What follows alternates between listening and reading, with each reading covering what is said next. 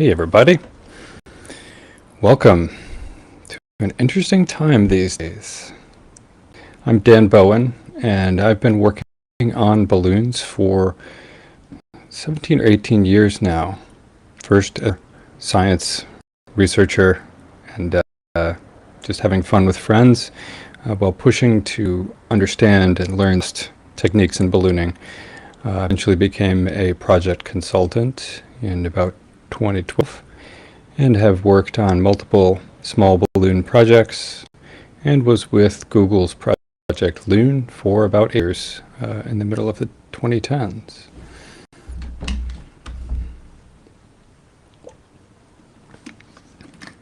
Let's change our title down here. So there's been a lot of in the news about balloons. We're going to talk tonight on the small balloons that were intercepted by the United States and Romania, and not on the large Chinese balloon that was also shot down. We actually talked about the Chinese one earlier in the week on a previous stream that you can find on my Twitch or YouTube live histories. So let's take a look at the thing we're going to talk about. So let's actually go back to the sort of elephant in the room. The balloons that were intercepted by the US, we think at least 2 of them were amateur pico balloons made by regular citizens, ham radio operators, as was the one in Romania. And this map here, one of the main reasons why we know this, and this is called sondhub.org, and I have the creator of this, Mark Jessup Day. And Mark, let's go ahead and if you would, give us a little intro to your experience and what Sondhub does for us. Yeah, so I've been doing high altitude balloons since about 2010, though not the pico balloon variety. Here in Australia, we can't get approval to do pico balloons, as it turns out, and so we just do regular latex up and down balloon flights. I've been in the community since that time, and over the last couple of years, there's been this, and unfortunately, there's been a tracking website around called HabHub for many, many years, developed by the guys at the Cambridge University in the UK. In the last few years, there's been a move to shut down that service due to various reasons. And so myself and Michaela Wheeler, a couple of years ago, we developed a new database and tracking website for radiosondes, so meteorological radiosondes. And that was quite successful, and we decided to extend it to amateur radio balloons as well. And eventually we've taken over from HabHub. And now the Sondhub map, which you're looking at there, is one of the main ways for hobbyist balloonists to track their balloon flights. It accepts data from a range of different sources. It can be submitted directly to our database. It also accepts it via the Amateur Packet Reporting System, APRS, which is where we often get a lot of traffic from these pico balloons. So the pico balloons transmit on the HF shortwave bands using a very, very low data rate modulation scheme called a WSPR, and that gets received and then imported into APRS, and then we see it on our map. Sondhub is entirely crowdsourced. Effectively, it's crowdsourced. It's run off donations. We thank the Amateur Radio Digital Communications Group for giving us a grant, which has kept us going for quite some time. And we also thank our Patreon and other donators as well, because unfortunately what we're doing is quite expensive to run. It isn't ADS-B Exchange, but it is a lot of data, and particularly when we get hit in the mainstream media, it's a lot of load on our website. That's for sure. Mark, thank you for giving us an intro there. It's great to see you. Mark and I actually met years and years ago at a UK High Altitude Society balloon conference. where many amateurs around Europe world sort of congregate each year to share knowledge and present their experiments. It's good to see you again. Yeah, great to see you as well. Nice. We'll come back to SoundHub a bit, Mark, if you don't mind sticking around. Not a problem. Awesome. See you in it. Great to see Mark there. As you know, SoundHub has been the backbone of how we all know about these balloons. Although actually, that's something I need to tell you about. So let's turn that off. So these Pico balloons, the devices, the objects that were shot down by the U.S., it may seem interesting to you that we know what they are. We know who made them. We know why they're flying. And curious to you why the U.S. government didn't, or at least didn't appear to, know what they were and where they were from. As Mark had said, amateurs have been generally flying latex weather balloons, which are just big, round rubber balloons that carry things like that up in the air for 2 hours or so to 100,000 feet, for example. The balloon will burst and it will fall down on a parachute and land gently on the ground. And these amateur balloonists will track it via radio, satellite communications, so that they can go recover electronics, their videos, and their experiments. And that is done by people all around the world in places where this operation is legal for them to do based on their country's regulations, and if outside of national borders, legal by the international regulations. These types of balloons, these Pico balloons that you've heard of in the news, are much different than the latex balloons. These are the culmination of amateur balloon science for probably 20 years. We have been working to push the limits of what we're capable of as hobbyists, and there's obvious outgrowths of that in altitude, and the other main growth direction to push in is time in the air. So it turns out if you're interested in pushing the limit, the way to do that is with money. You just put a bigger balloon on, which costs more. Quickly people realized is uninteresting and also unattainable. One person who has the most money win that. It's not a skill-based achievement.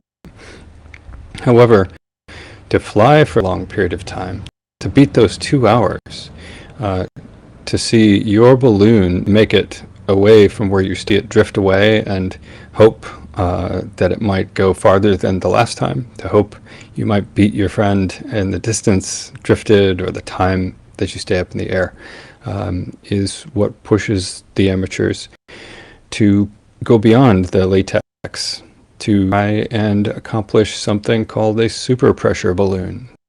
This is a balloon that will stay at a constant altitude and drift with the wind. As long as it doesn't leak, it'll stay up there.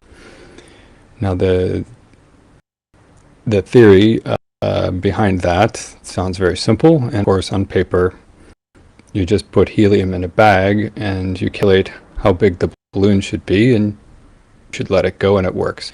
Of course the devil's in the details in engineering, and it took, I would say, probably 8 years of us generally thinking about and experimenting until amateurs finally achieved a long duration amateur that went purpose around the globe. Now let's see if we can get some pictures of these Pico balloons up here. I think it would be interesting for you guys. Let's turn off Mark thing. I'm not Mark. Yeah, this is a casual chat mostly today. So we'll have starts and stops. We'll have lulls and discussions here. Please feel free to put questions or comments in the chat of whatever platform you're watching on. They should all get to me here. Let's make sure I can actually see that. Yep. Okay, so let's pull up some pictures. As you may have heard, the descriptions that the U.S. government gave of these Pico balloons are, of the objects they intercepted, are spot-on descriptions of Pico balloons, as you'll see here in a minute.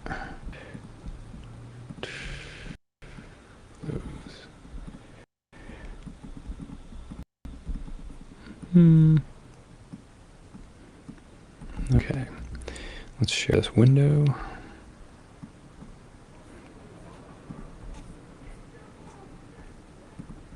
By the way, the image behind me here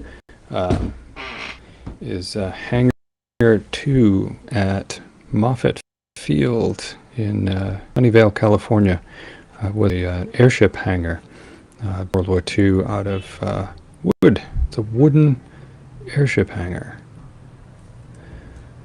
And I had the great fortune to actually work in that hangar for many years in Project Loon development testing phases. We would inflate balloons to pressure tests and cycle fatigue tests and general design verifications. So this is an example of a classic Pico balloon you see here. A commercial off-the-shelf party balloon. Amazing that this has been what amateurs have come to success with. There was a lot of work on customized balloons, and there's been great development and success with that. But the off-the-shelf party balloon of a certain manufacturer does stunningly well. This is Bill Brown, WB8ELK. He's here in the chat, actually. He's been in ballooning and etcher ballooning for a long time. He's a great advisor. He's done a ton of balloons. But you can see here the size of this balloon, about 36 inches in diameter, and it is aluminized mylar. And he's holding the electronics that go on board this balloon. Let's go on to that photo as Greg posted. Thank you. Come back to that. So the circuit board being held here, and its two little solar panels out to the side, weighs no more than 15 grams. And that's really lightweight. There's nothing else that flies on this balloon because the balloon cannot lift much mass. So in order to accomplish the bare minimum that you need ballooning, which is to know where it is, in addition to succeeding at flying, you have to have a radio transmitter, a GPS, and power. These balloons can't lift much mass. Like 3 to 15 grams is typically all you can support, and the 15 gram end is a pretty big balloon, like a 7-foot balloon, as opposed to this 36-inch balloon. And you can see here the solar panels are super light, and the antenna for this radio is just a simple thin wire that goes up balloon and dangles down below. For the balloons that are able to transmit their location over the oceans, they actually have a 17-foot long wire that dangles below the balloon and another 17-foot long wire that dangles from the circuit board. And this allows them to actually transmit their location with a very simple digital protocol over ham radio, over the HF band, or you may know it as the shortwave bands.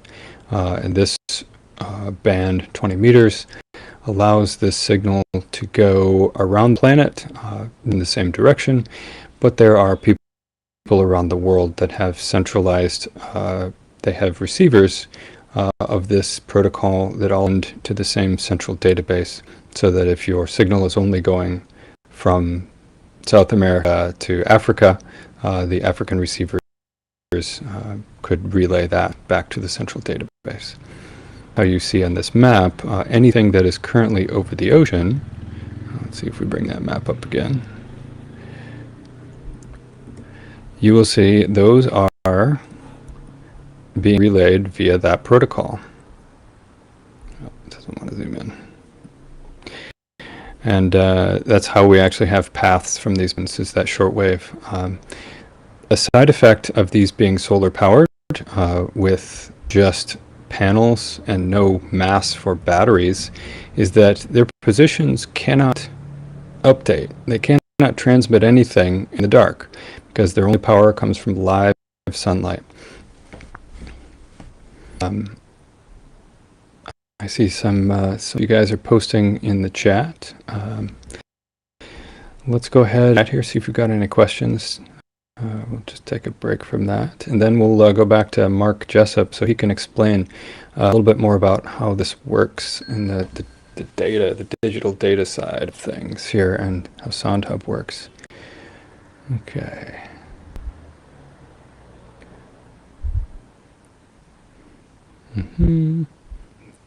Yep, Greg, thank you for posting some photos there in the chat.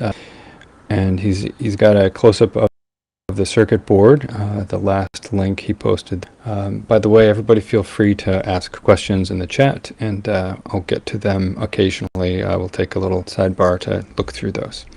So Mark, let's find you. Where'd you go? Let's go ahead and talk to Mark again here. Hey Mark, you there? Yep.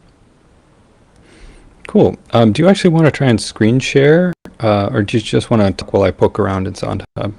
Just talking's fine. Okay. I guess I can discuss Whisper if you like, and how that works. Sure. Yeah. So Whisper is as Dan mentioned, a HF modulation method, or modulation mode. It was developed, I can't remember the exact date, but probably about 10, 15 years ago, if not older. And it was designed for propagation monitoring. So for amateur radio operators to be able to determine whether radio paths are available between certain locations, and mainly regarding the HF band, or the shortwave band, which propagates around the world by refraction off the ionosphere.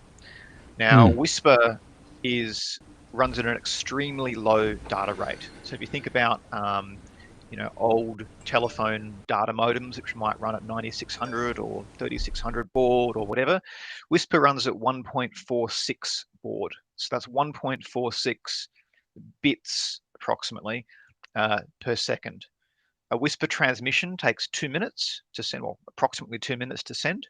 And as a result, it's extremely robust. So these pico balloons are only transmitting with approximately maybe 10 to 20 milliwatts of power. We're talking about the amount of power that it takes to light up a small LED.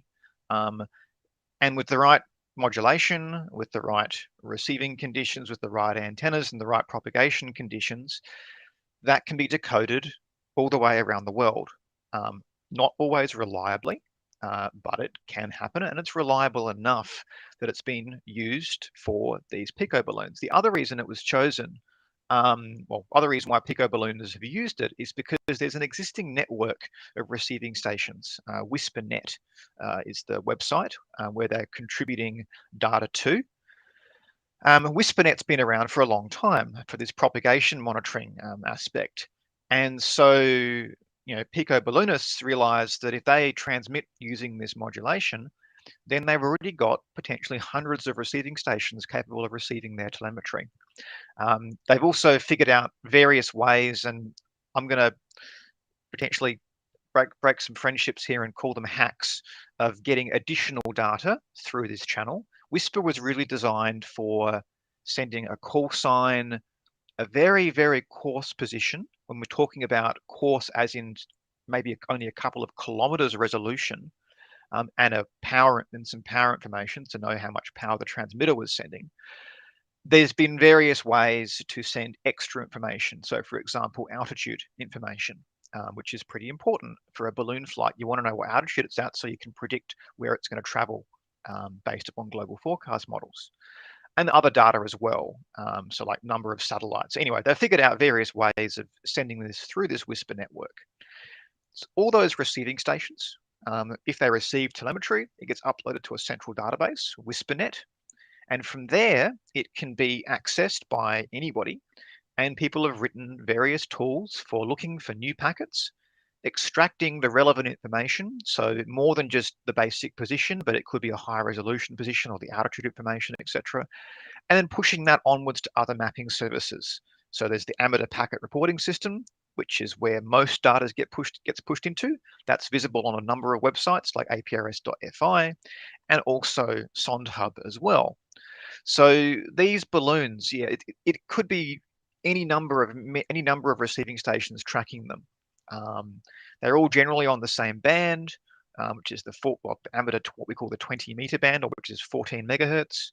And yeah, they're only transmitting during the day, and it is just quite amazing how well this tracking works, given the extremely tight power and mass budgets. And yet we're able to quite reliably track these on their way around the world. So yeah, it's a pretty incredible feat of engineering, I would say. All we're running is just the mapping system at the end of it. Everything behind it is really a massive group effort from amateur radio operators. Yeah, it's been amazing to see the evolution of the balloon tracking network from 2007 when the UK Haas members and I started the first tracking network to do transatlantic air balloons, and it grew up into habhub.org, run by Cambridge University students. Is that who wrote that? Yeah. And that was sunset due to old technology. And Mark, it was you and a couple other people that brought this new system up to replace it. Is that correct? Yeah. So myself and Michaela Wheeler, we'd already had a Radiosonde tracking system running for a while, and it's also worth noting that tracking system handles an order of magnitude more volume of data than this amateur system. So we decided that, well, we could just do amateur tracking as well. It's really not much extra effort. There are various differences, there are various challenges, and there are extra features that amateur radio operators want out of a tracking system. For example, the ability to predict the forward path of a long duration balloon flight. We don't need that for a regular Radiosonde flight, because they don't do that. But yeah, so we basically extended our system to support amateur balloons, and then essentially we took over from HabHub at that time when HabHub was retired, because there was really nothing else out there to do it, and it was a service that needed to be continued, not just for these Pico balloon flights, but just for those that are doing regular up and down latex balloon launches. Having live tracking online is really important, and in some cases, for example, my instrument or my approval with our Australian Aviation Authority requires me to have our position of our balloon on a map available to the public and to ATC throughout our flight. It's not common to have that kind of restriction, but we've got it. Yeah. And so we're invested in making sure this mapping system works. The SondHub has been phenomenally helpful as a very smooth takeover of the previous one, and we'll look at the Radiosonde side of this in a moment. To give you guys some context, Radiosondes are weather balloons that are launched by international of many countries twice a day. They send up a weather balloon from various stations, and it transmits weather data, including its location, which gives you wind speed, temperature, humidity, and air pressure. And they'll take these measurements all the way up to the stratosphere, where they burst and come down on a parachute, and they transmit that data live back to the ground, where all of those reports are fed into the global weather forecast model and the local weather forecast models. And the balloon data still, after, I think they've been doing this since the 30s, at least for global models, possibly. Still, the weather balloons provide a large amount of the data that is actually giving us weather forecasts today. There's just a quality of data from satellites. It's just not there, large margin, than actually getting actual in-air samples. And these are flown from 900 sites on the planet twice per day. And that means every day, all around the world, there are 1,800 weather balloons launched. And these weather balloons are the latex balloons that let's look at a typical latex balloon. This one being an amber balloon. Where's this? Let's open that image window again. I'm gonna pull you off for a minute, Mark. Okay. Window. There we go. So this is the typical size of a radiosonde balloon. It is made of raw latex, like a surgical glove, and when it's released, the National Weather Service payloads are about the size of a wallet, maybe a hammer, and they are disposable. They fly up, and then they are lost, and they can be recovered by other people, but typically they are just left as a sacrifice for their collection. But the of these balloons that launch every day is staggering, and the regulations around the world are crafted so that these balloons are constructed and operated in a manner that is safe for aviation and safe for people on the ground. And the calculations have been made back in the 1950s and onward over and over again to determine how these should be made so that any potential interference with aircraft or things on the ground would produce minimal impact or minimal concern. And the way these are controlled in terms of their risk is the mass allowed to be carried, the string that it's attached to, and a couple of other things. But for weather balloons and radiosondes, they typically arrive at safety by being so small, low density, and the string that dangles below the balloon is very weak. And so if there's any impact with anything, this takes the impact and just, it falls apart. So this assured by the rules. Each country has slightly different rules for weather balloons, including the US, the UK, Australia.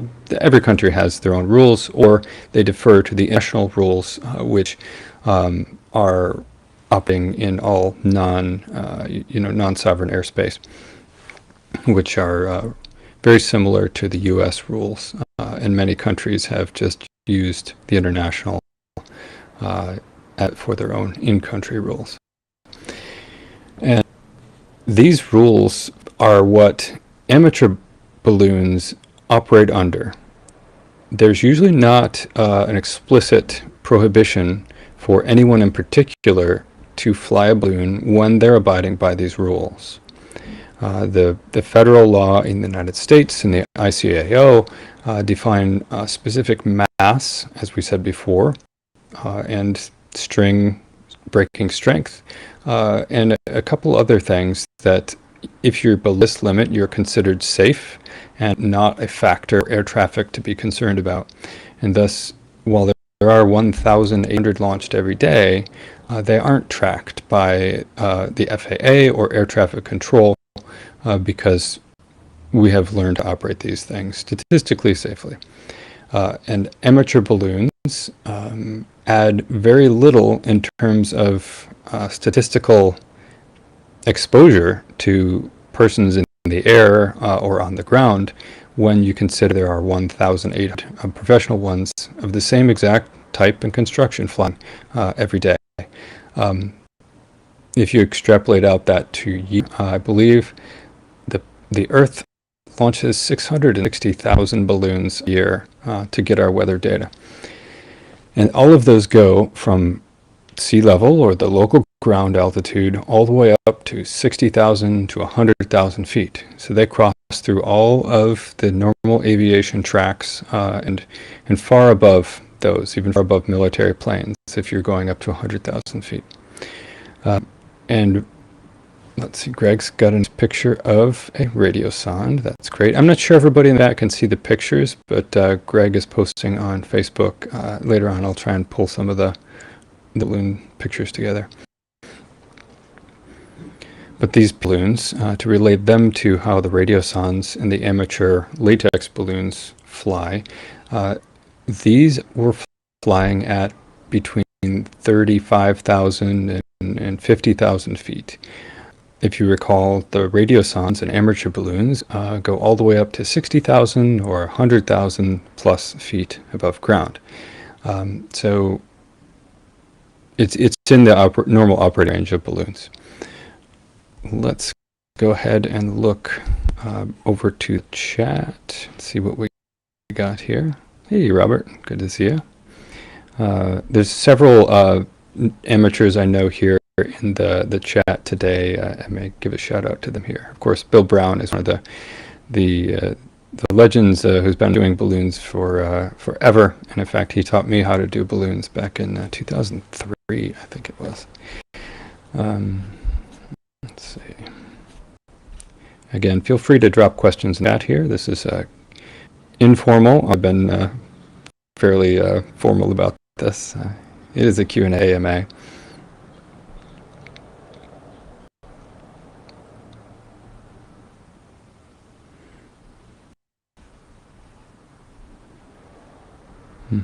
No questions. You guys are quiet today. Oh, I should... I keep leaving Mark's name up there. I'm not Mark Jessup. Mark is the founder and operator of SondHub. I am Dan Bowen. I should put my name up here so you guys know who I actually am if you clip this.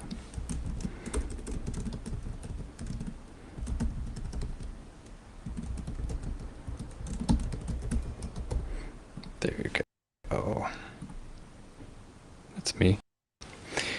Okay, so we've got no questions in the chat here, but again, feel free to toss questions in there anytime. Let's look at some other things we'd like to talk about here.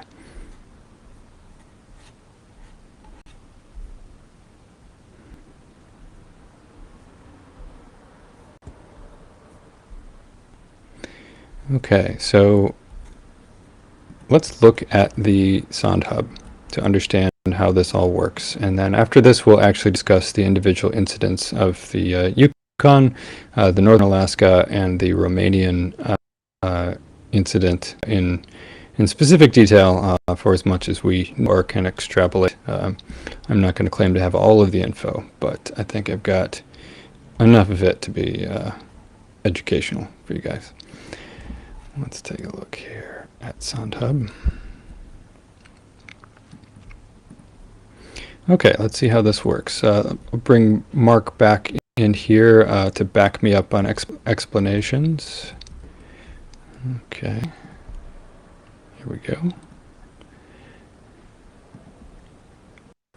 And share the screen. SondHub Amateur. How did that work? There. Okay. It's Amateur SondHub. Yeah, thank you. Amateur.sondhub.org is the tracker for the amateur high altitude balloons, and the I should share this whole window so I can show you both tabs. Let's do that. We jokingly refer to the meteorological radio sonde version as professional SondHub. I like that. Okay, so here's the amateur one, and here is the professional SondHub. And you see each of these is a balloon. Mark, do you want to explain just why we're seeing so many balloons right now? Well, interestingly, if you showed this map 2 years ago, there would have been almost nothing over the US because 2 years ago we didn't even have support for the radiosonde types that were used in the US. But anyway, the data you see on this map is data from meteorological radiosondes, as Dan said, launched from many places around the world, and the telemetry from these radiosondes has been successfully reverse engineered and can be received using software-defined radio techniques. And there's a range of software which can do this. The telemetry is surprisingly easy to receive. It's quite relatively low data rate. And again, a number of years ago, I developed some software to automate the process, to basically to scan across a known set of radiosonde frequencies or frequency range, Yeah. and then lock on and start decoding them and upload them to this website, to SondHub. And there are currently about 1,000 stations, 1,000 receiving stations contributing data to SondHub, running various bits, various software. Some of it is mine, some of it is other people's. It all works pretty well. And so everywhere you see a balloon on that map, there is someone nearby receiving that telemetry. And in fact, the little green dots on the map there they're all receiving stations. And so over the last couple of years, we've seen this huge increase in receiving stations around the world. Now, Dan, if you change the time scale on the top left-hand corner there, the little drop-down box, change it to 6 hours, and we'll get a better picture of those flight paths eventually. The volume of data is gigantic. It's high. It's worth noting. But these, you see, the reason why there's so many right now is this is the when were launched. What would that have been? Just before midnight UTC? So 23:15. So the regular radiosonde launch times are around 06:18 and 06:12 and 18 Zulu. But the idea is to get a snapshot of the atmosphere at those times or across those times. As a result, the radiosondes are launched approximately 45 minutes before, so at 23:15 Zulu, 5:15, 11:15, etc. In this case, this was the 0 Zulu launch, so they will have all launched at 23:15 Zulu, and so that's why there's so many on the map right now. We're just seeing the tail end. So they just launched an hour ago, basically. Yeah. Right. A little bit longer than that. Oh, cool. They would have actually probably mostly landed by now. The reason some of the balloons still appear to be in the air, they might have a balloon icon or still a parachute icon, is because we only have so many radio receivers. They can only receive from a certain distance away. We may not capture data all the way down to the ground. To do that, we need more and more receivers. It's worth noting that the meteorological agencies that launch these things, they don't track them after burst. They just don't care, because after burst, the data from the sensors on these radiosondes becomes unreliable because they're calibrated for a certain airspeed past them, usually 5 meters per second. So they just don't track them. They don't, in pretty much every case, they don't recover them. And in probably 99% of cases, there are some very, very small exceptions here, they don't reuse them, or they can't reuse them, right, because the radiosondes are damaged on landing. So they litter the countryside. However, there are hobbyists out there that go out and recover these for fun, and we can reprogram some of these radiosondes for our own purposes. For example, for our own balloon tracking on our own launches. Awesome, Mark. Thank you for that. And let's go ahead and get on to actually talking about the mechanics of the Pico balloons. I'll bring you back in a little bit here. No worries. Let's see. We do that. Cool. Okay. The Pico balloons themselves are. Let's bring those pictures back here. As you can see, they're very tiny, and when they climb up to their altitude, they will actually pressurize and stabilize their altitude between, again, like 35 and 50,000 feet. And when they get there, they are just like something floating in the ocean.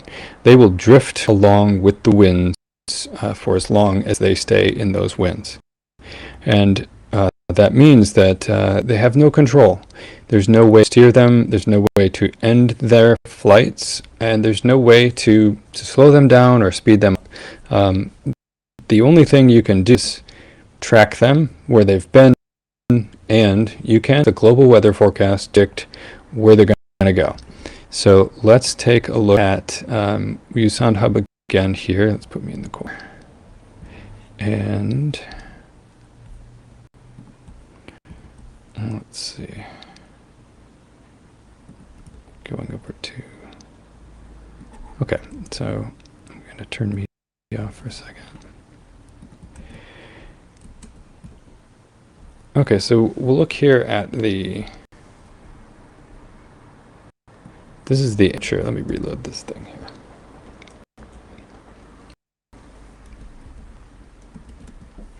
So this is Amateur SoundHub. You can see these colored paths are where these balloons reported in their positions.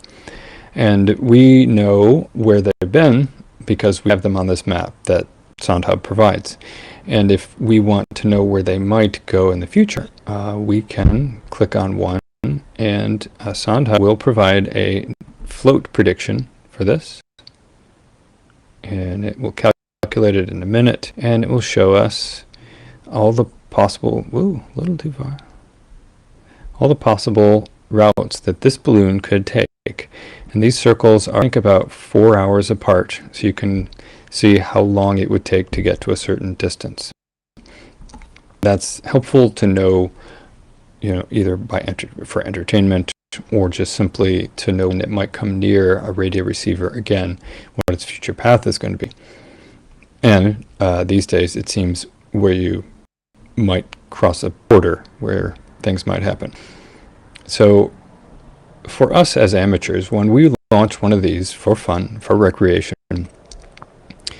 it's cool to just see where it's going to go, to just wonder what's around it, what it's crossing, and what you might encounter in the future.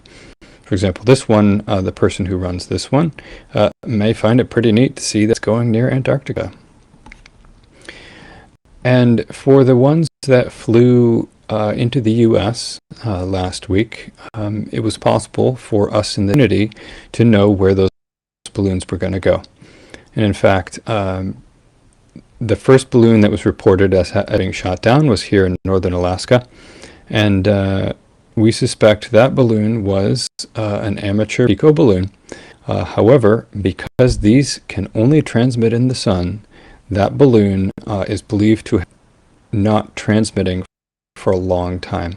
We believe it to have been in the Arctic Circle because we had no reports of a balloon being there, but these balloons can often get trapped up here during the winter, where you can see this, the shading of the night shows the Arctic is dark because it's the middle of the winter. And so when that appeared here over North Alaska and it met the description of a Pico balloon, that was not surprising to us that we didn't know where. We didn't hear a report of that, but it's very likely to have been one. When we heard about the northern Alaska shoot down, the people in the community, we saw one out here just east of Russia, the prediction going right up into Alaska and the Yukon. And we were all nervous. We were concerned about this becoming an incident. And indeed, it certainly did. Sorry, I'm looking for a photo here. There we go. Let's put this one in preview. I'll show you a photo of the path that we have run in terms of when we saw the thing coming near Alaska. Like, we knew ahead of time. Like, I knew, Emma knew that we're concerned about this, that it was coming. We're like, oh shit, there's going to be another interception here. And we know whose balloon it is, we know where it came from, we know where it's going. And that sucked, because we knew, and it seemed like nobody else did. We didn't really know how to rectify the situation in time. And I don't believe we got word to anybody in time. Let's look at the path prediction for that flight.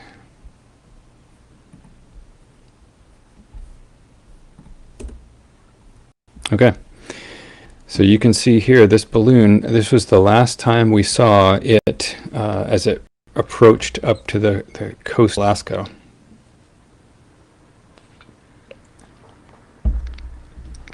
And as you see, the rainbow colored prediction lines predict this balloon will indeed be in the northwest Yukon Territory in just a few hours, and that is indeed where the report of the interception and the shoot-down was.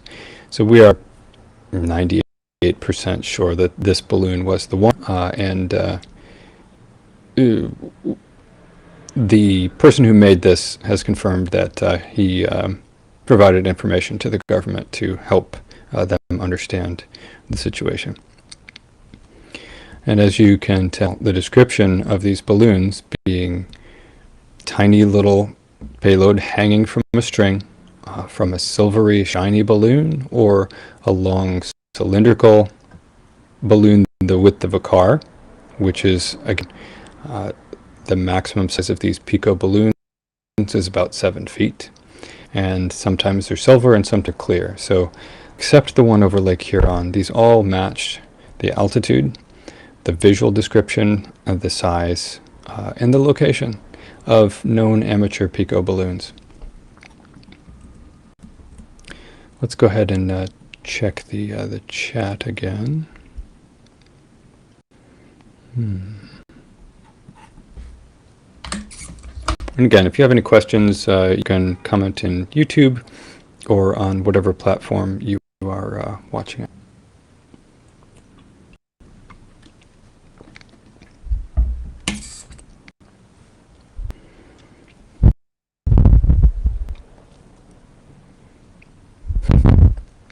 By the way, the best ballooning news source on the planet is Stratoballoon on Twitter. Goes by the name Stratocat. He provides a website that tracks all the major happenings on the science balloon projects, the government ones, and sometimes the amateur, interesting amateur ones as well.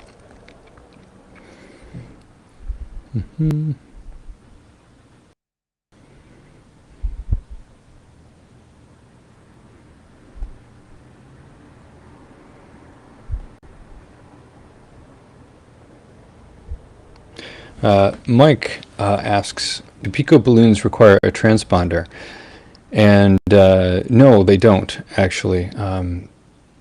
We'll get into that in a minute, of the actual requirements for these balloons. But because the Pico balloon meets the exemption class that the radiosondes fall under, those balloons don't require a radar transponder at all. And of course, by transponder, ADS-B is the modern term for that.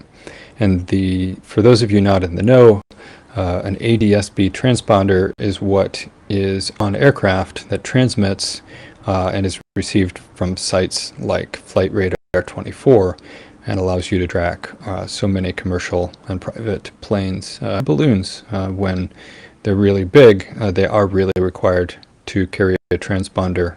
As you'll see on Flight Radar, some government balloons and a bit large balloons will show up on the map. Let's actually pull it up.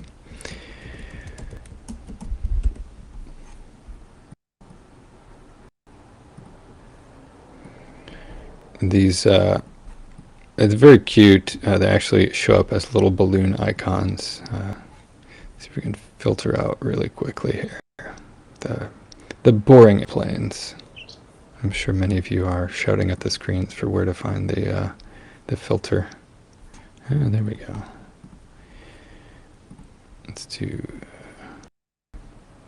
aircraft.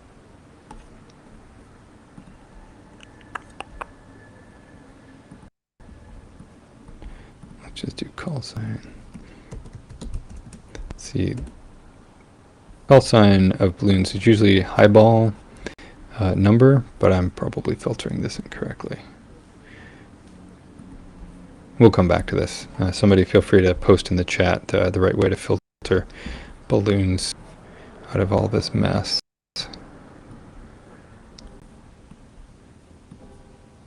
there's usually one or two flying over the U.S.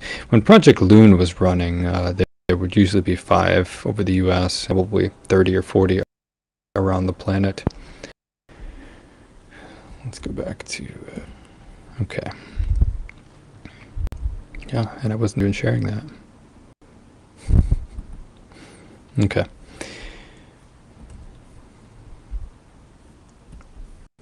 So let's talk about the laws here.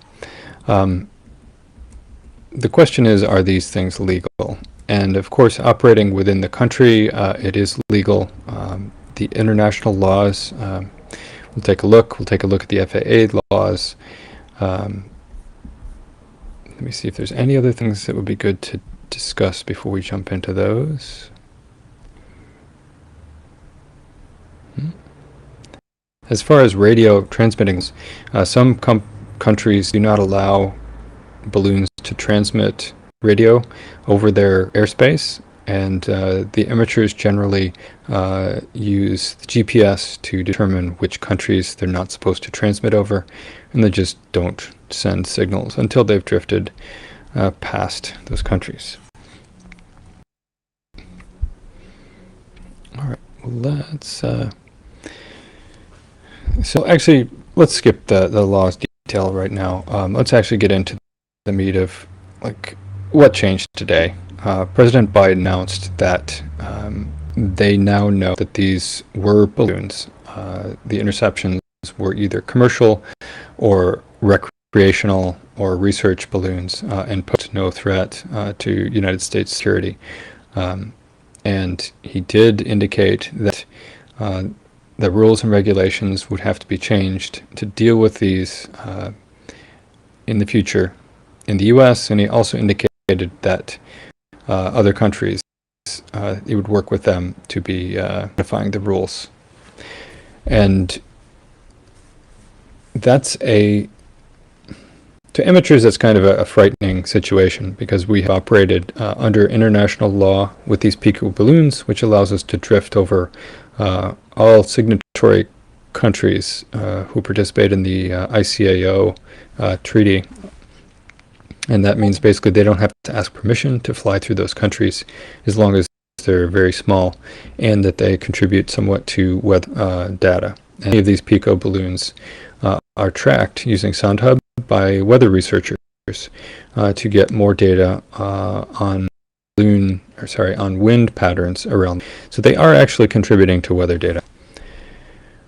However, clearly they are not.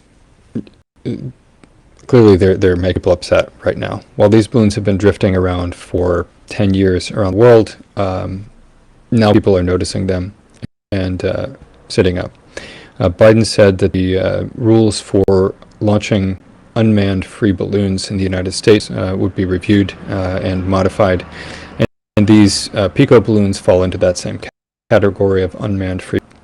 And by unmanned, it just means anything that doesn't have a human on board, which radiosondes, balloons, and anything that's not propelled would include. A free balloon means it's tethered, and generally that it doesn't have a significant propulsion system, but that's debatable. So we'll look at the rules in a bit, but considering what might change here, there are several other countries that have more restrictive laws than the U.S. I've explained the conditions that U.S. amateurs launch under, which is primarily if your equipment is 12 pounds or 5.7 kilograms, it's spread into multiple boxes of 4 pounds or less. Generally, you can fly without coordination with air traffic control. Above those limits, you do have to actually coordinate ATC. You have to file a notice, a TAM, so the pilots are made aware, and ideally carry a radar transponder or radar reflector. You have to be able to terminate the balloon safely, remotely, or autonomously, reliably. For example, those are the main ones to have. And in other countries, they have much more restrictive laws. Mark, why don't you give us a very quick summary of Australian balloon regulations that are not so permissive as the US ones and that have kind of restricted the capabilities amateurs have had to experiment there. Sure. So here in Australia, I believe our laws are kind of based off of the ICAO rules as well. We have 4 categories of balloon sizes: small, light, medium, and heavy. Small is everything under 50 grams. Light is 50 grams to 4 kilograms. Then we have medium, which is a ridiculous section because it's 4 to 6 kilograms. I have no idea why. And then we have heavy, which is everything above 6 kilograms. Us amateurs generally fall in the light balloon category. For our regular kind of latex balloon launches, we have to go through an approvals process. It used to be So fairly simple to go through. that's a big difference. U.S. amateurs don't have to have any permission given, but you actually have to apply for permission. Yep. Is that what you're saying? Correct. And we have to fill out some fairly lengthy forms. We have to provide a risk assessment, a run sheet of what we're doing. Wow. That gets reviewed by our aviation authority. They will comment on it. And that whole process costs about $400 Australian. It's the same process to launch a sub 50 gram balloon, as it turns out, which is insane. Thankfully, it's not per launch. One approval can cover multiple launches, which makes it somewhat more reasonable.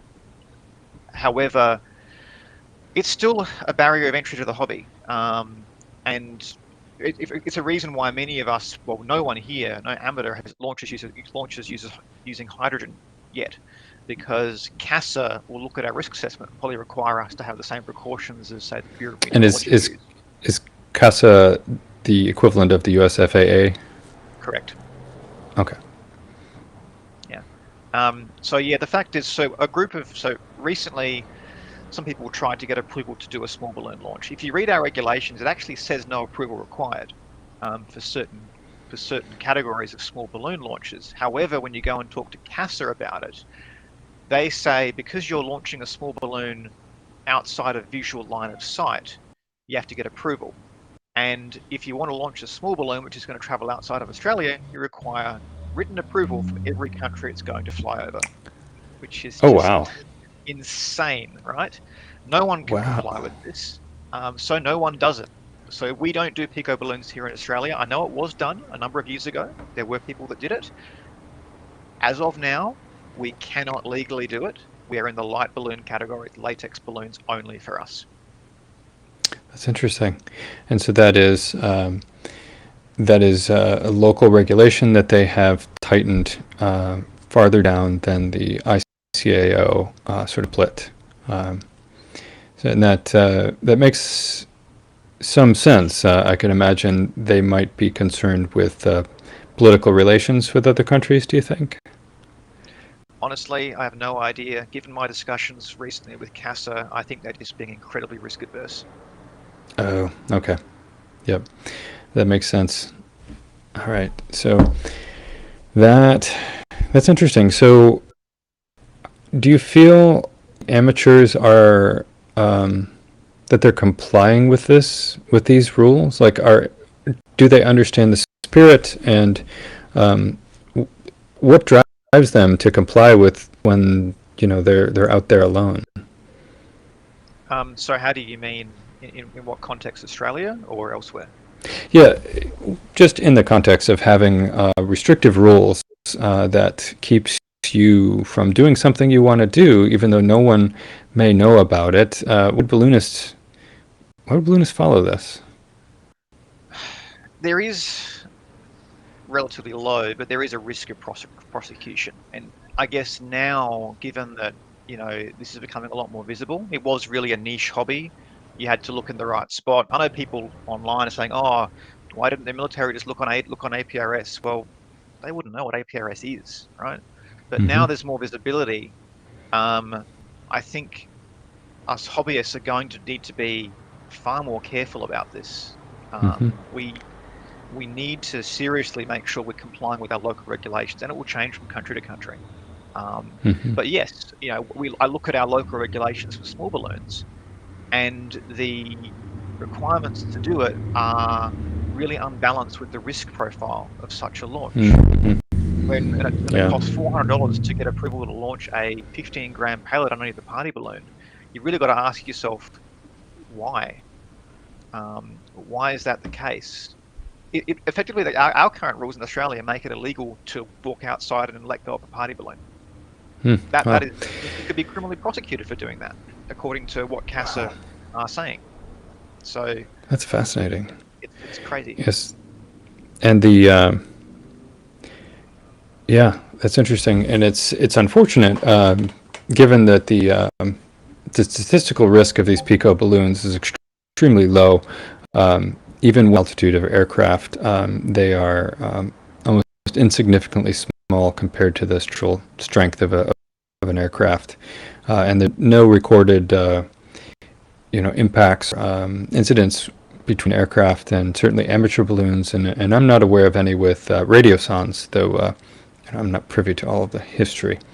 So the sky is really big, so it's unfortunate that the thing that they have restricted is the safest type that are up there. But anyway, all right. Well, Mark, I think we're getting close to wrapping this up. I'll just go through some of the regulations and questions here. But thank you so much for stopping by.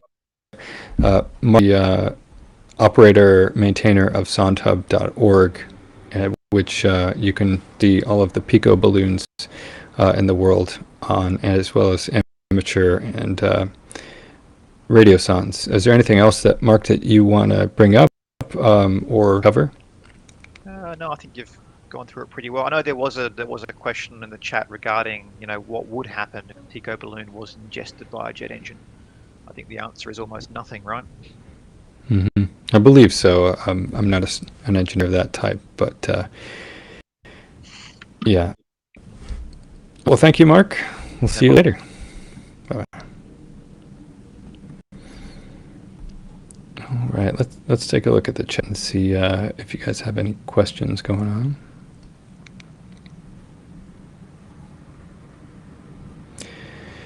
Stratocat asks, how often are balloons along the hemisphere and they cross the equator and vice versa? I don't have stats on that. By the way, Stratocat is Stratoballoon on Twitter. Be sure to follow him there. When balloons are launched and they're floating on either side of the equator, cross it? And the answer is very rarely. The weather patterns on the Earth are not random. One of the drivers of the winds on this planet and weather is the sun heating the land, water over the equator. And when the land is heated, it transfers that heat to the air. The air warms, and the warm air rises like it's a chimney over the equator. And as that damp tropical air climbs up, it gets cold, condenses, and forms thunderstorms, rain clouds, which is why the equator tropical regions are wet and rainy, because the rising warm air is so wet and gets cold and dumps water down to the ground. But that air doesn't stop after it's dumped on the ground. It continues rising. It's still a little warmer than the rest of the air around it until it gets up into the stratosphere, where it kind of runs up out of height and it kind of mushrooms over on either side of the equator and sort of falls back downward towards cooler areas. But what this causes is a sort of like a little hill in the atmosphere that keeps winds from crossing the equator, because basically all of the wind is generated in this sort of fountain belt that circles the planet. So it's unlikely and very difficult for balloons to cross the equator unless they're very well controlled. Project Loon's balloons could change altitude to sort of thread the needles of trying to find convoluted paths of different altitudes near the equator to kind of slip through, these winds that are generally all being up from the equator. So let's see what else we have here.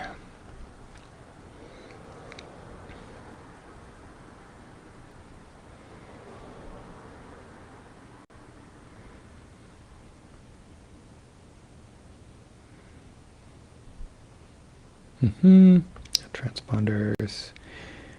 Do we know if the balloon over Lake Huron was amateur? We don't. Its description doesn't really match amateur balloons, and the altitude it was operating at doesn't match with normal Pico balloon flights. I'm not going to speculate on what it was, but I don't think anything serious. I'm not going to speculate, but I don't think it was any import. Question, what do you believe when Biden made this statement this afternoon? First, we will establish a better inventory of unmanned airborne objects in space above the United States airspace to make sure that inventory is accessible and up to date. He basically means they need to make sure that they have radars and tracking systems that can monitor the locations of objects small and going at this speed. Like Sondhub, apparently the government wasn't tracking these little balloons. I honestly would have expected they were, given the government is sharp.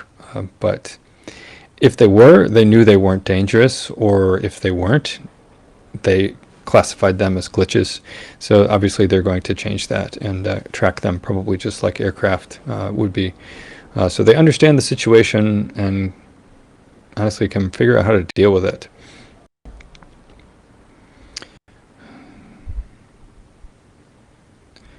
So, all right, it would make our 4-kilogram launches extremely difficult.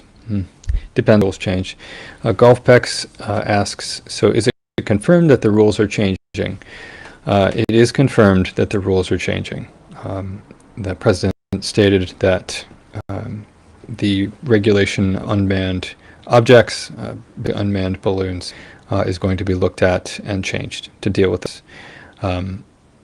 We don't know how it's going to change, but looking at balloon laws in other countries gives examples of potential ways this could be adjusted. As Mark mentioned, in Australia, you have to pay a fee and have an application be approved and discussed with an agency. In the UK, it is even more restrictive, where I believe the balloon flight regulations limit your size of the balloon itself to something very small, and I believe they forbid amateur radio transmissions from the balloons. So the UK users have had to develop very weak power transmitters that operate on unlicensed frequencies. They've done great work with that, with tiny little balloons, and they were the ones who I think really developed a lot of the circuitry that runs on these Pico balloons due to the small balloons they have to use over there. Let's see.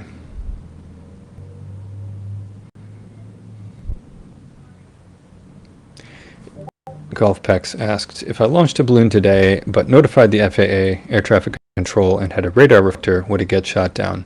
I can't answer that. That's not up to us. However, what he's describing is a balloon that is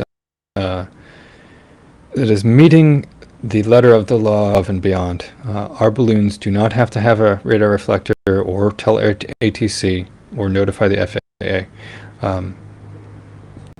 You got a better chance at not being shot down. One of the things to remember is that normal amateur balloons just go up and down. And those type have not been involved in any of these incidents at all. And they are classed, again, they're almost identical to radiosondes. So the FAA and the government is well versed in the properties of these things, even if they're not tracking them. Let's see.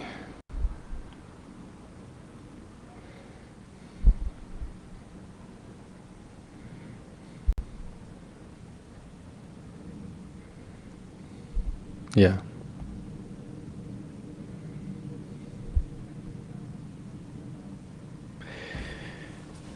Aiden asks, do you think the FAA regulations will change after these incidents in the United States? And yeah, they will. The balloon regulations in the U.S. are classified under Title 14 CFR. I can't remember, is it Part 14 title? Anyway, it's 14 CFR 101 that the balloon laws are under. We'll take a glance at them, and that's very likely the section that's going to change. It regulates everything that's not manned, balloons, kites, rockets, etc.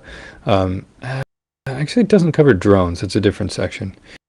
But this would be where balloon things would be added or changed. The ICAO has an annex, Annex 2, I believe, where the international would go in that section. One of the things amateurs can do right now to try and be on their best behavior, I don't know that it's going to be any good, but I would advise that amateurs, honestly, I would advise holding off on flying any kind of balloon. It is completely legal to fly all of the balloons, the Pico balloons. It's legal to fly normal weather balloons, and it's probably fine. If you do fly the balloons, I would fly them above and beyond the letter of the law. While we have the less than 12-pound exemption, you have to do almost nothing to fly. There are some parts of the law that apply above that exempt limit.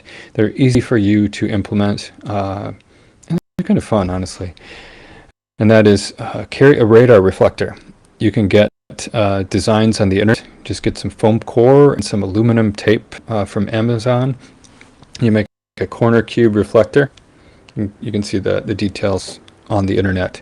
Just wrap aluminum tape around 3 pieces of foam core and you slot them all together. And it will reflect radio waves with tremendous brightness. It's like reflective vests at night, where they reflect the light so brightly straight back at your eyes, but they don't look reflective if you're standing to the side of them and not holding a light. Those corner cubes do for radar. So air traffic control sees you as a bright blip instead of just a faint little flicker from your little circuit board. So fly a radar reflector and file a NOTAM, a Notice to Air Mission. The day before your flight, call 1-800-WX-BRIEF. That is the flight services number and just ask them for a briefer. Ask them for a briefer for your state and tell them you want to file a highball NOTAM. This information will be out there on the internet, but I'll just type the details here. File a NOTAM. Call 1-800-WX-BRIEF. Ask for briefer. Ask to file NOTAM. Filing a NOTAM is very easy for amateurs and anyone really. A NOTAM is simply a message that will appear when a pilot is getting ready to take off and asks for a list of anything that could be unusual that would concern them on their trip or their operations. So when you file a notice like this, you will say where you're going to operate the balloon, when it's going to operate, so that pilots in the region will be told, hey, at 9 a.m. there's going to be a weather balloon climbing at 1,000 feet per minute through this area, and the pilot will probably decide to go around that slightly to avoid that. It's free, it's super simple. The people on the phone are really friendly. So call 1-800-WX-BRIEF and file a highball NOTAM. They will ask you for the information from you. So this is the time, the location. You can give them the GPS coordinates, or sometimes it's better to tell them a nearby like town or something like that. Sometimes they want VOR, radial and range, but that's beyond the scope of this discussion. The briefer will usually help you get the information right. They want this to be safe. So that's a NOTAM. And the other part of the NOTAM that's important, this is the harder one, amateurs. You need to keep the NOTAM corrected, because as in many field operations, there can be delays. in launching. There's rarely, rarely launch comes early, but if there's more than about an hour's delay, as soon as you know there's going to be any shift in the schedule, like if you get to the launch site and it takes an hour longer than you expected to get there, call WX Brief right away to amend the NOTAM to change the launch time to whatever time you still estimate it. If it comes close to launch time and you know it's not going to make it, call them again. If you've passed launch time and you're still a ways away from making it, call them again. Update this. That will really help people in the system, the pilots, and these days it will show them that we're willing to do whatever we can to play in the system and reassure people and be safer than legally required right now. The other that's not required, but is very courteous, is to call the Regional Air Route Traffic Control Center, ARTCC. Let's do this, write this out. Call ARTCC, Air Route Traffic Control Center, Regional ATC.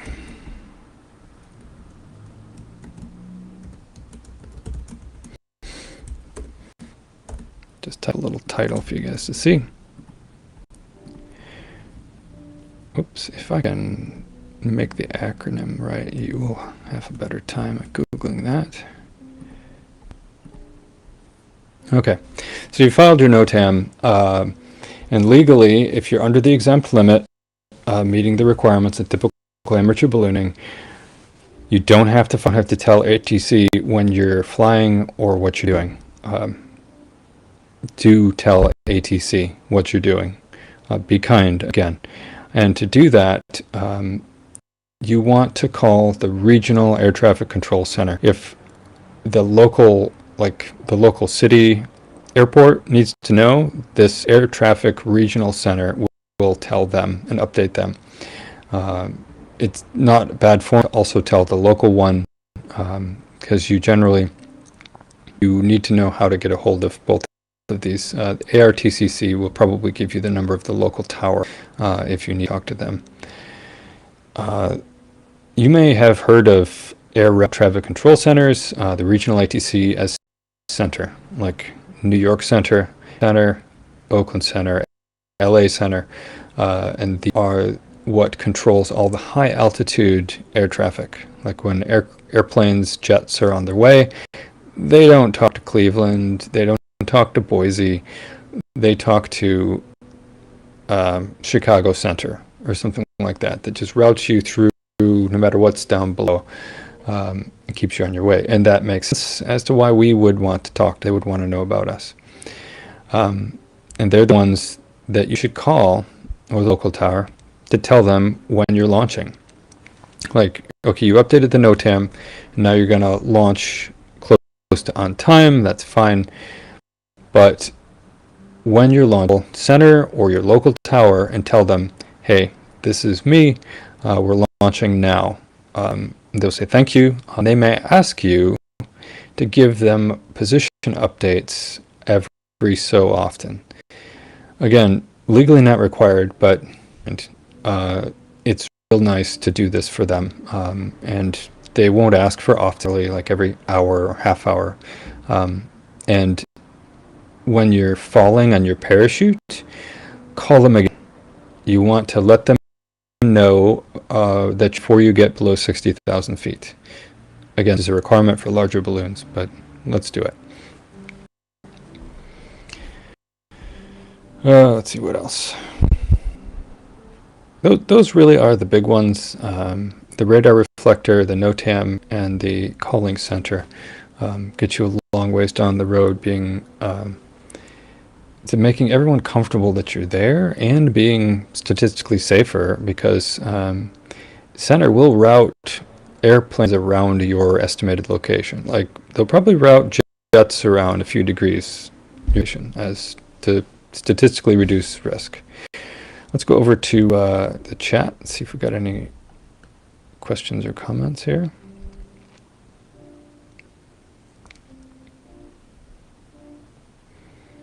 Radio Diver says, are owners required to notify airspace of their balloon entry exit? If you fall under the light, I should look this up. There's the weight class that the Pico balloons are in. You're not required to notify member states that have signed the ICAO treaties. You're not required to inform them when you come in, when you come out. If you're bigger than the light balloon class, I believe it's called, yeah, you've got to ask for permission, and you've got to tell them what they want, how often they want, and probably ask the next country for permission to enter as well. Let's see.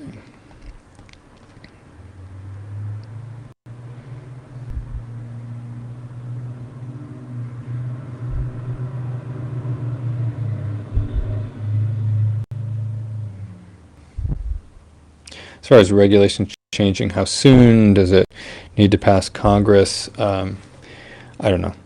I don't know the answer to those.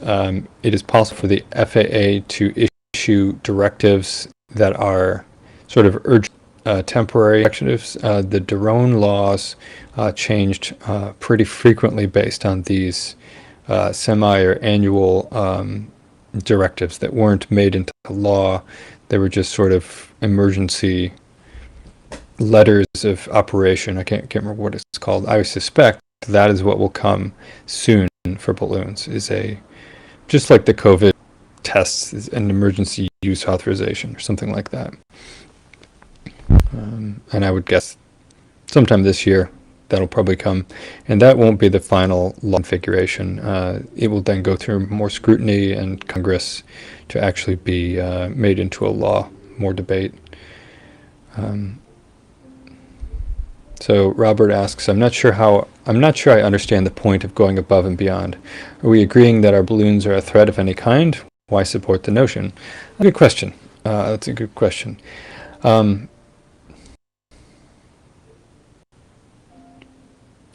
think that is showing that we understand people are concerned, and that I think we are showing that we're willing to do some significant steps proactively, and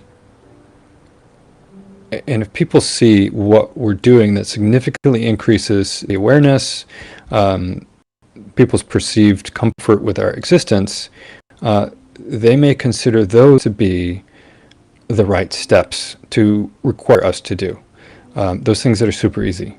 And if we don't demonstrate that we're willing to figure out better ways to do it and demonstrate it and follow it without regulation, they may see that as like, oh, enough, instead of in the blind of their chambers and on the Hill, developing regulations based on political theory or statistical risk.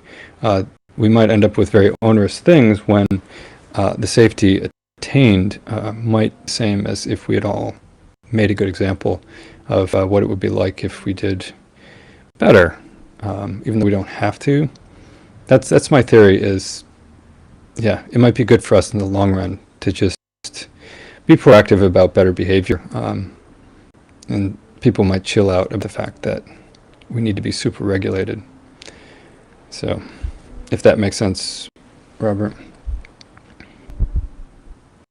What's the difference between a rule and a law? If it's legally enforceable, why does it bypass Congress? I don't know. Maybe somebody else here on the stream or chat can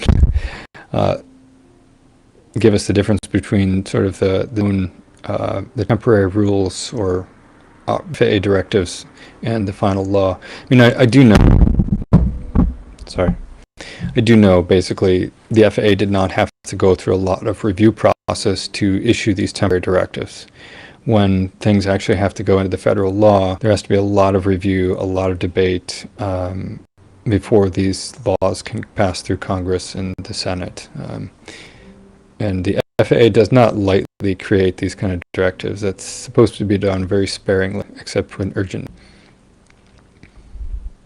Mark says, I'm required to email ATC with information 24 hours before the launch, and I include a tracking link. Nice, to SoundHub. And that's the sort of thing that hopefully the amateurs will be required to do. That's really easy, is just provide an online web tracking.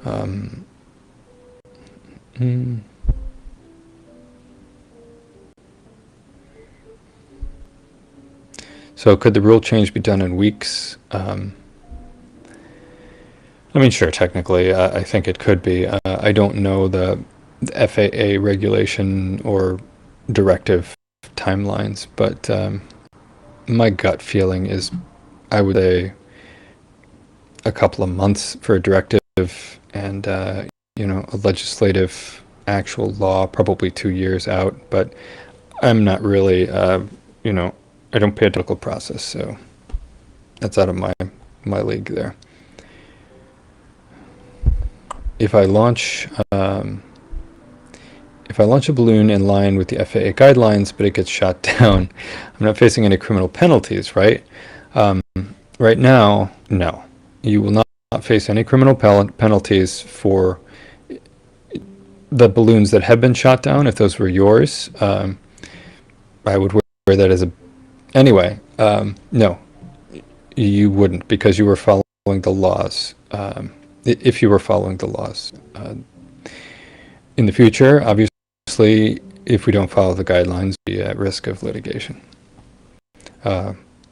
Civil, I think, and I don't think criminal unless there's vast, you know, damage, negligence, etc. The FAA penalties are all civil; they're not criminal. Robert says, but Dan, there was no threat posed by these balloons. Why did Biden make a statement today? It was about the Chinese balloon, not ours. We're an easy target. You're right. There was no threat posed by the balloons at all. And why did he make the statement today? I don't know, but it is a statement that we have been expecting to come in the amateur ballooning community to address the fact that it appears publicly that the United States was not aware of people's things drifting over the country for years. And that's kind of upsetting to a lot of people, that things are passing by that our country is not paying attention to, and people might have some issue with such a permissive regulation allowing this, despite the fact that in reality there was no threat, and at this payload you can't really accomplish anything. It's just a matter of, you know, the public. We knew our laws were ridiculously permissive compared to the rest of the world, and sort of like, yeah, we're safe, but often the politics is not based on true safety. I don't want to get politics, but you know, things happen, and politicians must be reactive in some way to do their ostensive jobs.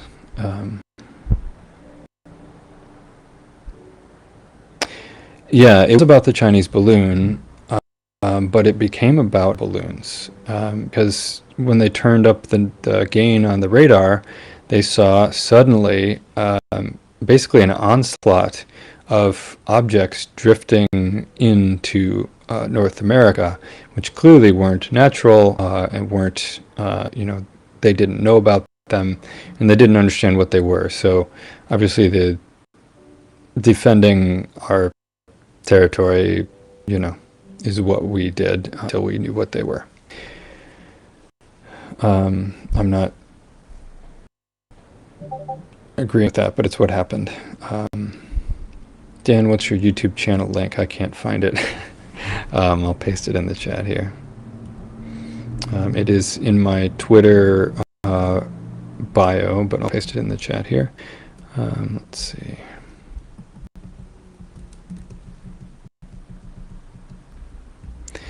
So, where is it? Almost there? There you go.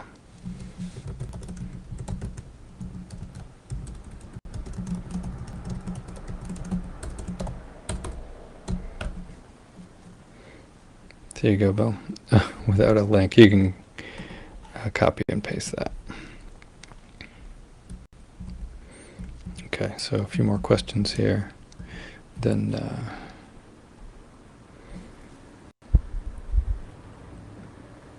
we're going to find a map of restricted airspace. Does SoundHub show this? SoundHub doesn't show this. Restricted airspace.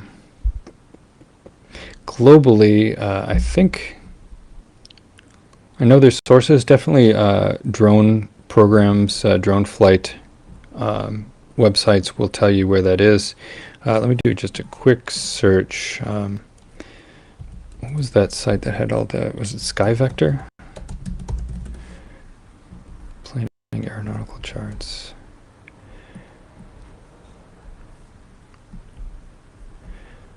Yeah.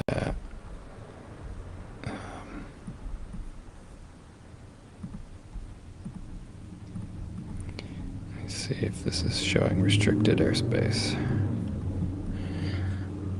Layers.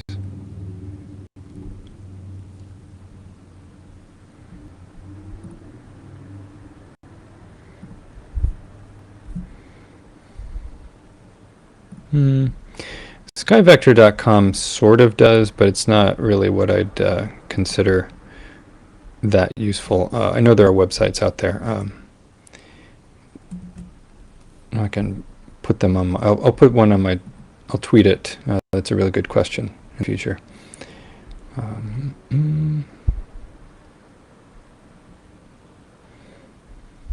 SoundHub will not show the restricted airspace. Yeah, Mark confirmed that. Agencies have limited rulemaking abilities within the laws that authorize the agency. In theory, it is bounded, although agencies can and do overreach. Beyond rulemaking, it does require a law. Okay. So, yeah, that does sort of answer what can the FAA come up with on its own in probably a faster amount of time than a law. There's a limit. Radio Diver says, do we need to start lobbying local politicians and or government officials, or reach out and help educate them? Thank you. Radio Diver, yeah, that's a nice thing to do. And what I would recommend is you talk to them about the really great uses of balloons. While they are really fun and interesting technical challenges, and individually cause us to learn further technical and skills and mechanical skills, electronics and computer skills. We also teach a lot of school kids how to do balloons and these technical skills. We contribute data to the the Weather Service, to universities and scientists, and I would definitely mention those, and that statistically we have proven that we're safe under the current laws.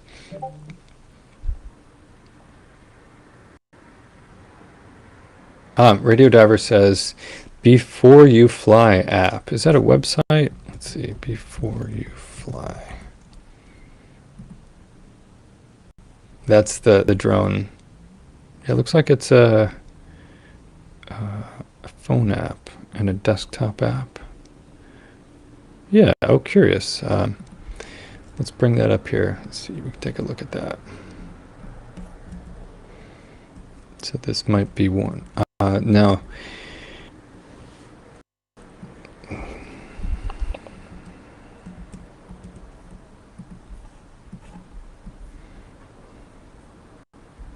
share the screen. Okay. So let's see what we can see here. Oh, there's definitely information here. This color-coded layers. Yeah. Not sure what they mean yet, but we'll zoom in on them here in a second. Let's go down here in Arizona. We've got a lot of red here. What's that mean? Okay, on the right it says loading. Ah, look at that. Restricted operations. Grand Canyon special. So there are rules about operating, I think, in or near restricted airspace. we'll take a quick scan through the U.S. regulations, but it's very dense. Bring those up. I don't have we don't have the time to go through the whole thing tonight, but I will give you the links to where those go. I'll tweet those links out. Let's see, share.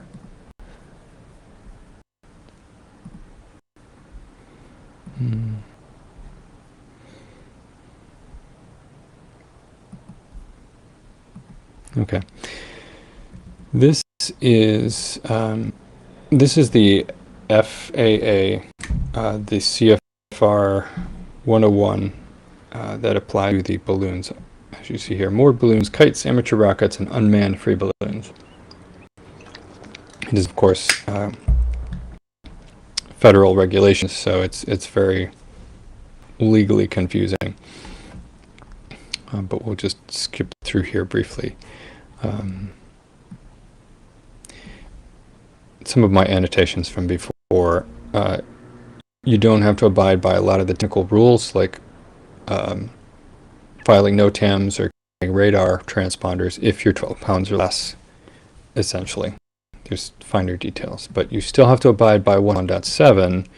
Let's go look at that one, where no person may operate any balloon in a manner that is a hazard to other persons or their property. No person operating any moored balloon, unmanned free balloon, may allow an object to be dropped therefrom if a hazard to the persons or property. And that's, it's very vague and debatable, so just be really careful with that. Sort of the implied question was restricted airspace. Let's do that.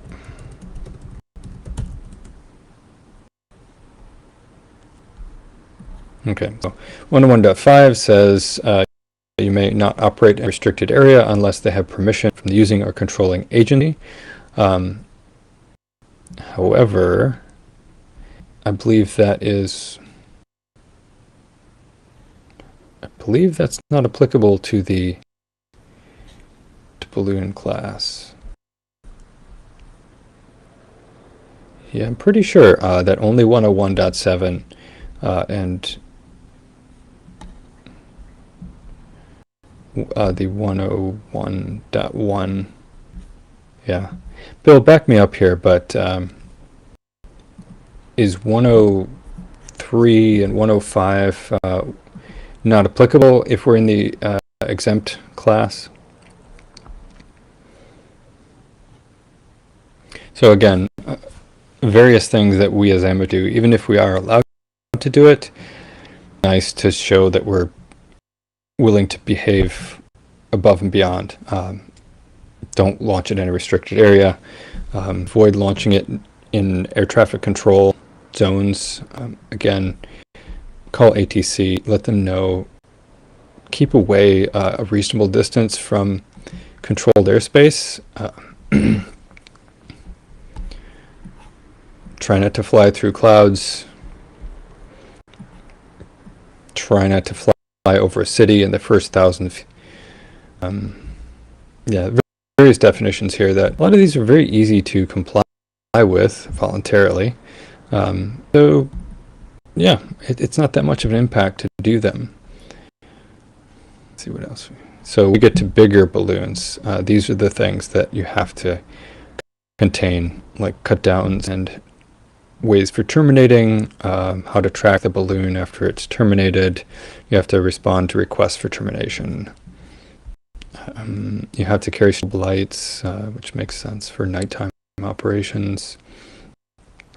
I have a huge long cable or rope, unless you've got streamers on it that planes could see and not run into this huge long cable. And again, what I recommend voluntarily is to tell ATC what you're doing. Actually, they say the nearest ATC facility. So ARTCC will direct you to one either way. That'll get you there. and these are the things ATC might want or the NOTAM might need to contain. Again, call ATC when the launch occurs. So this is the things I was just recommending earlier. Yeah, call them after you've landed. Okay, to respond. No, not yet.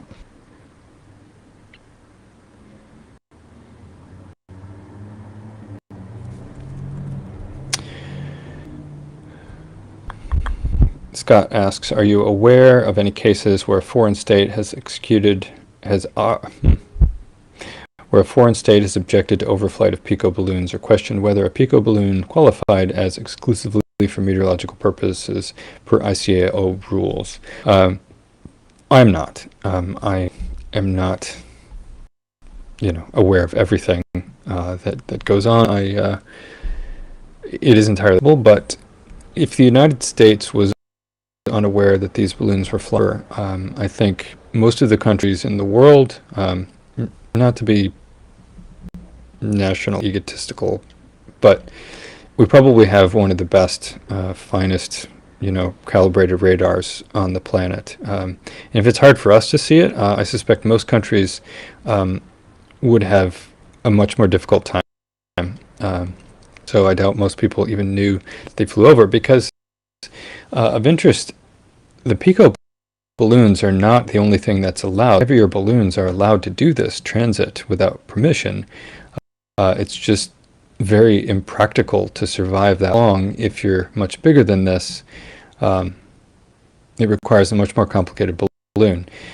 So yeah, you still have to be fairly light, like the US exempt class, like 12 pounds or less. We'll look at the actual definition in a second, but normal sized balloon payloads would be detectable via radar, so presumably that may have happened in the, again, these Picos are so ridiculously small, they're the size of a credit card circuit board. It's very, very hard to pick that up on radar, at least radar where you're expecting to see airplanes or missiles. Golfpex asks, where can I find this annotated document? Well, in my Google Drive.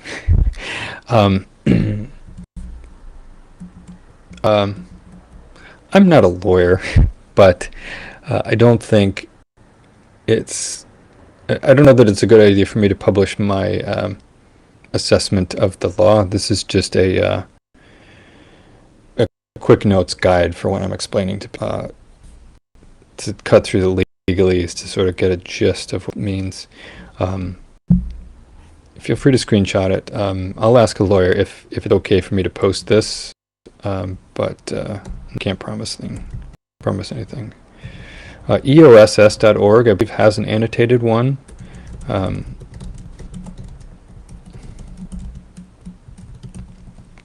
Okay, I've made a note about that. Let's actually, I'm going to take a little bio break here, and while I'm gone, I will let you all watch a very pretty video that I shot while I was on Project Loon. Google's balloon project flew for about 10 years actually, 2011 to 2021, and managed to get a fleet of balloons, up to 100 of them in the air, circling the planet, very nicely coordinated with everything. And providing internet, cell phone service to Peru and Kenya and other places, and they would last for up to a year. They were steerable. Google could steer those around the world and to hang around service areas. So I'm going to let this loop. This is a launch out of. Hold on. It's a launch out of Winnemucca, Nevada, out of their automated balloon launching mechanism. Let's turn me off, and this on. I'm just gonna let that loop. I'll be back in a couple minutes.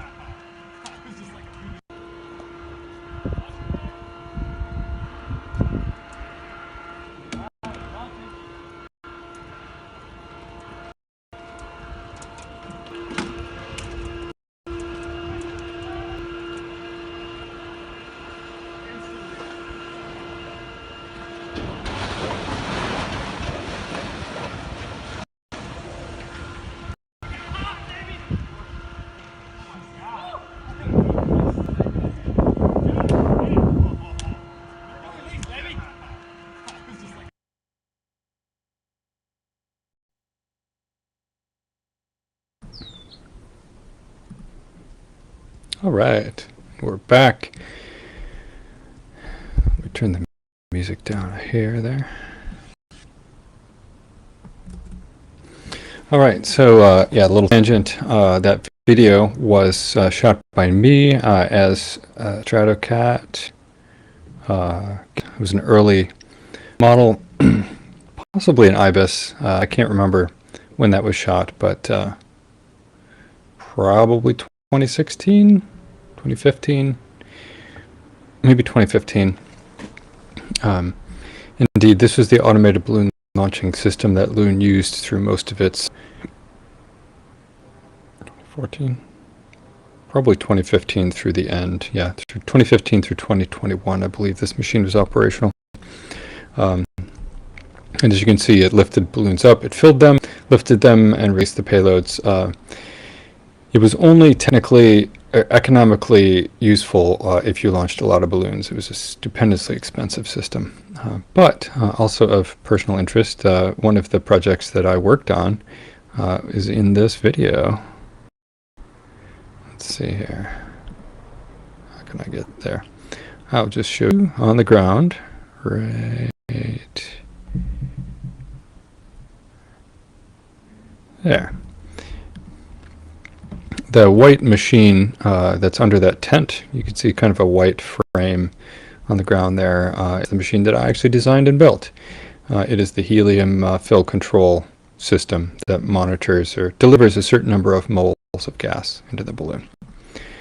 So anyway, just to wrap up, we're going to take a look through the international balloon laws. I believe it's very hard to find. Unfortunately, they charge for this. I do think I know some place where someone has it online. Otherwise, it's very hard to get. We'll just kind of skim through it slowly, though. It's very dense. Let's turn that off. Check questions just before we go into that.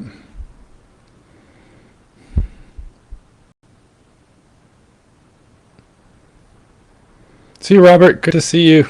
Good to hear you chatting. Sheila, yeah.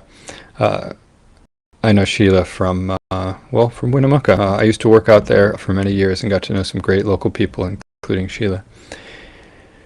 And Trapped in a Time Loop, indeed you are, but it's with balloons, so it's not that bad. Okay. Let's look at the international rules real quick. Then we'll wrap up with, wrap up. Share screen.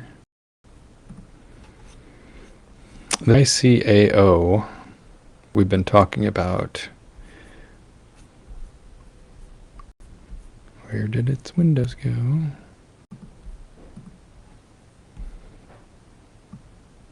Is that it? There we go. Can you read that? Yeah, I can read that. Okay. It's this is page 77. The actual title of this document is International Standards Annex 2 to the Convention on International Civil Aviation, Rules of the Air. The ICAO Rules of the Air. July 2015. 2005 edition. Yeah. Okay. And it was updated in 2018 was the latest revisions. Nice. We got a pretty up-to-date one. Back to page 76. That's Appendix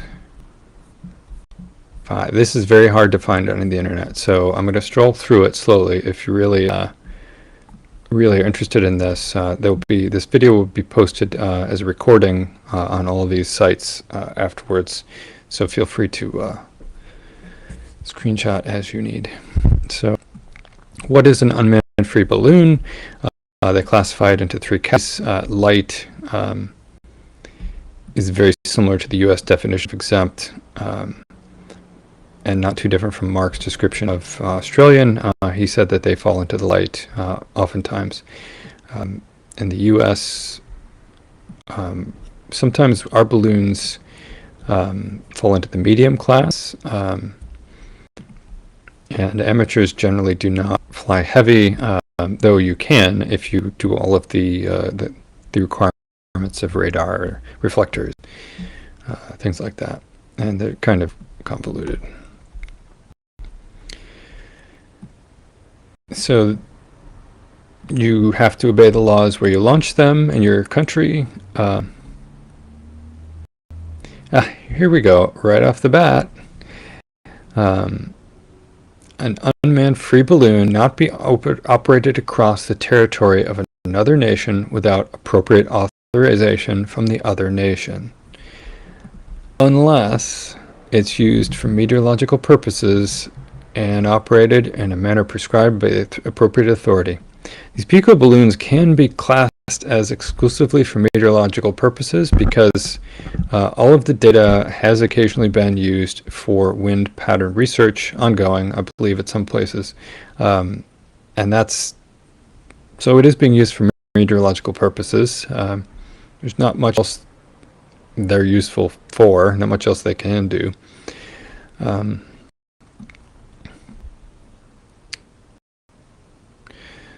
Interesting. Authorization from the other nation should be obtained if there's a reasonable expectation that it may drift into airspace over another nation. Okay,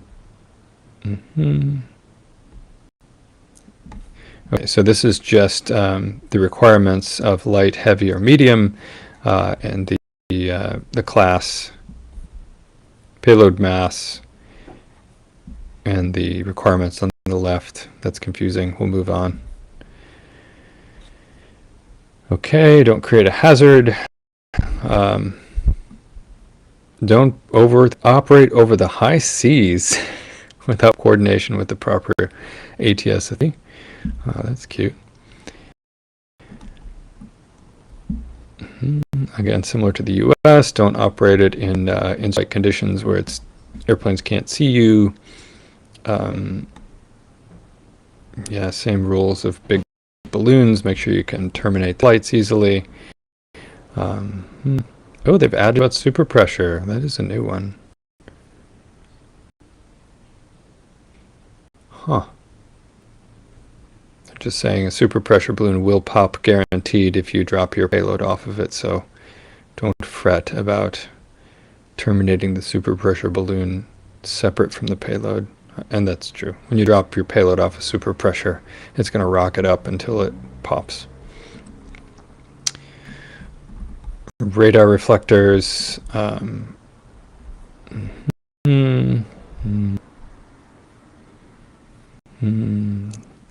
Lights. Rope with colored streamers. Pre-flight notification, as we discussed, variations on the NOTAM, variations on the ATC description, notification of launch, as we talked about before, similar to the US. You'll see that most of this is almost lockstep with the FAA. Let the ATC know if you've canceled your flight, reporting positions, and that's it. That's it. So it's about as long as the FAA.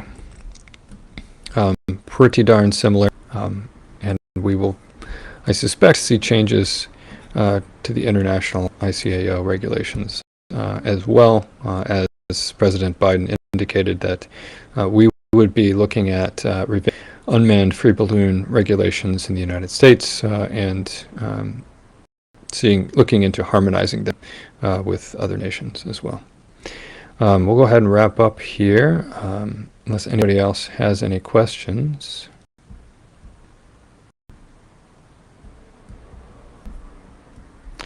And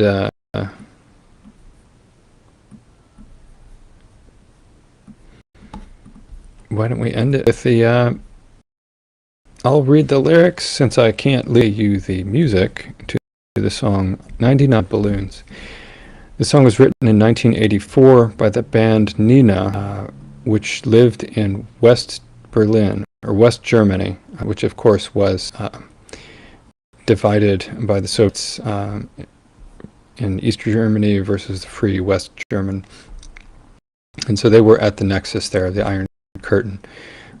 The threat of nuclear war was ever present. It's symbolic all the time along that Iron Curtain in Europe. And unfortunately, the situation in the past few weeks has almost completely echoed this narrative. You and I, in a little toy shop, buy a bag of balloons with the money we've got, set them free at the break of dawn, till one by one they were gone. Back at base, sparks in the software flash the message, something's out there. Floating in the summer sky, 99 red balloons go by. 99 red balloons floating in the summer sky. Panic bells, it's red alert. There's something here from somewhere else. The war machine springs to life, opens up one eager eye, focusing it on the sky. The 99 red balloons go by. 99 Decision Street, 9 ministers meet.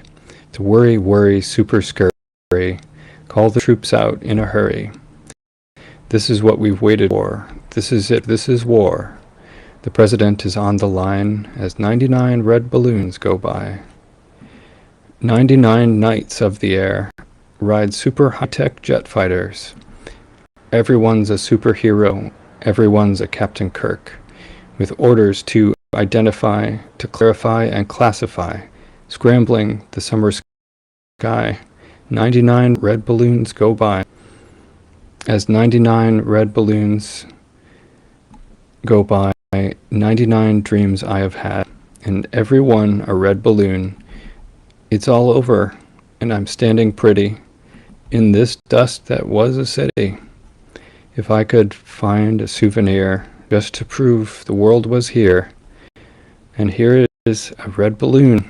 I think of you and let it go. So, as you can tell, everything but the last verse is exactly what happened this past week. I'm not going to exaggerate how lucky we are, but never thought the balloons would bring him out. International incident, so closely echoing that narrative.